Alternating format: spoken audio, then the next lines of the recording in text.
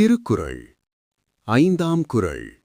இருள் சேர் இரு வினையும் சேரா இறைவன் பொருள் சேர் புகழ் புரிந்தார் மாட்டு. இந்த குறளில் திருவள்ளுவர் மிகவும் ஆழமான ஒரு உண்மையை எடுத்துரைக்கிறார்.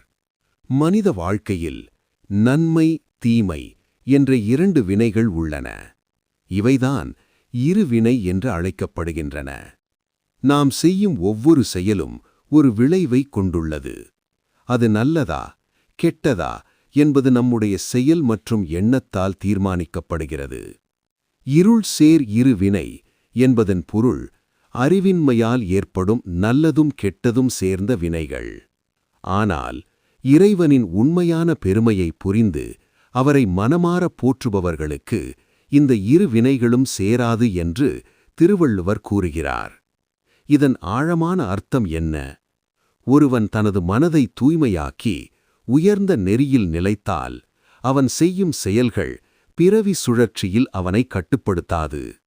அறிவுடனும் பணிவுடனும் வாழும் மனிதன் கர்ம வினைகளால் பாதிக்கப்பட மாட்டான்.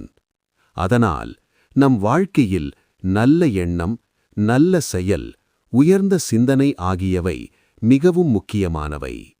இதுவே திருக்குறள் ஐந்தாம் குறள் நமக்கு கற்றுத்தரும் ஆழமான வாழ்வியல் ஞானம்.